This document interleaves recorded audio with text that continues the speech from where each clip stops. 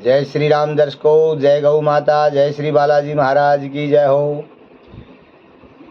अगर आपके आसपास कोई लंबी बीमारी से ग्रस्त है और डॉक्टरों की बार बार दवाई बदलते हैं, डॉक्टर बदलते हैं, लेकिन दवाई कोई काम नहीं करती, तो एक बहुत सुंदर उपाय मैं लेकर के आया हूँ, जो हमने 40 वर्षों से इस उपाय को आजमाया है और ठीक इसका परिणाम है।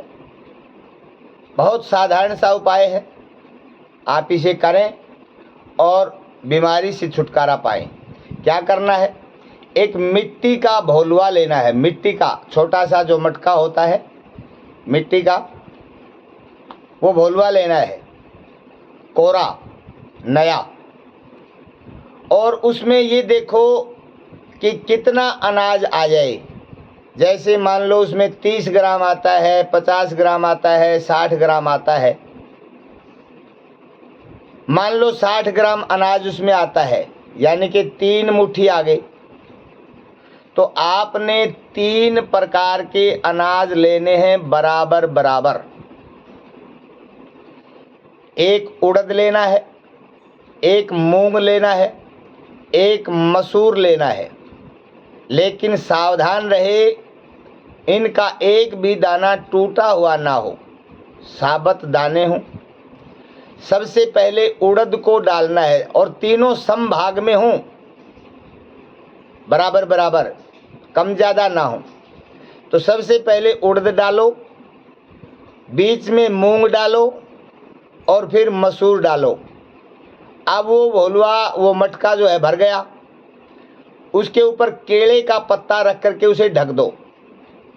एक मौली का लाल धागा लो, मौली से उसको अच्छी तरह बांध दो। बांध करके मौली का धागा तोड़ना नहीं है, उस मटके से बंधे हुए धागे को ही रोगी के शरीर के ऊपर से नाप ले।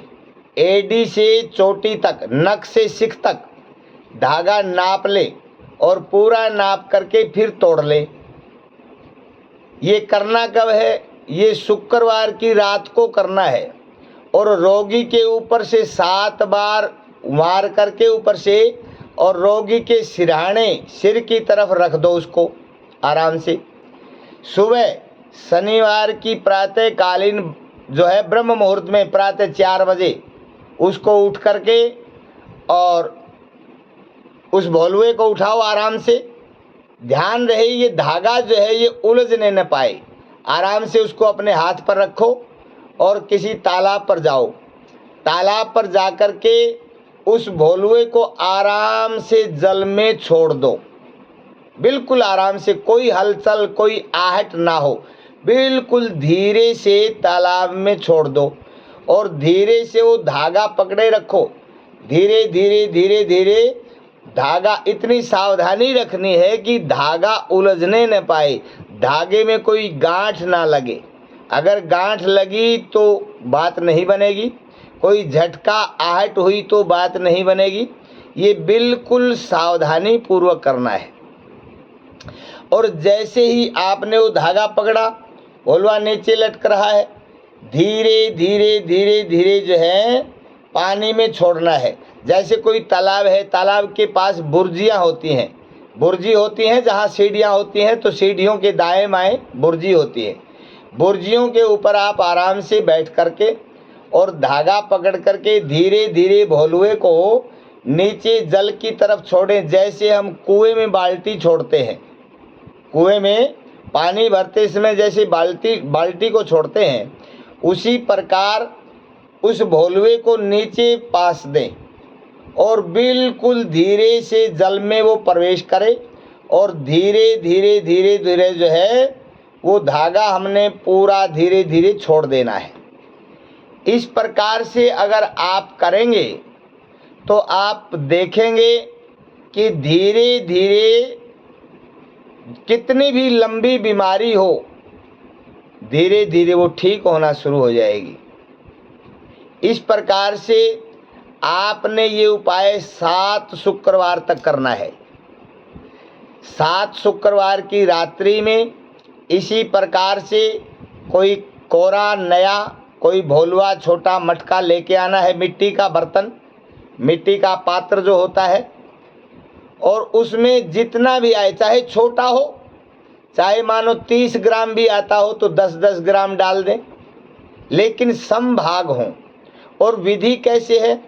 पहले उड़द डालने हैं, फिर मूंग डालने हैं और फिर मसूर डालने हैं, इसी क्रम से डालने हैं।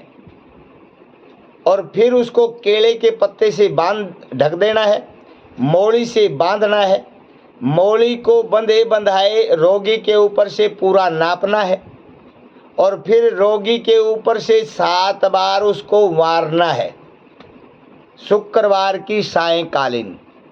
और पूरी रात फिर रोगी के सिर की तरफ सिरहाने उसको रखे रहने देना है। और फिर प्रातःकाल कोई भी ना देखे, कोई ना टोके, प्रातःकालीन अंधेरे अंधेरे सुबह सुबह 4 सवा 4 बजे उसको धीरे से, बिना किसी को बताए, बिना किसी को बोले, आराम से उठाना है, तालाब पर जाना है, और तालाब में धीरे धीरे धीरे, जैसे कुएं में बाल्टी पासते हैं, इसी प्रकार धीरे धीरे उसको जल में छोड़ना है। जल में भी कोई आहट ना होने पाए और धागे में कोई गांठ न लगने पाए, ये सावधानी रखनी है। आप देखेंगे ये उपाय करने के बाद रोगी धीरे धीरे स्वस्थ होने लगेगा और बिल्कुल स्वस्थ हो जाएगा।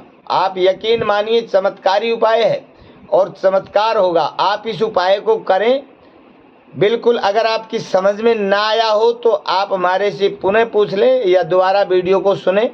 मैंने आराम से आपको समझाया है, बिल्कुल सरल भाषा में। आप इस उपाय को जब करेंगे तो ऐसा चमत्कार होगा कि आनंद आएगा, और कितनी भी पुरानी बीमारी हो बिल्कुल धीरे धीरे धीरे धीरे ठीक हो जाएगी। तो आप इस उपाय को करिए, आनंदित रहिए। जय श्री राम, जय श्री बालाजी, जय गौ माता।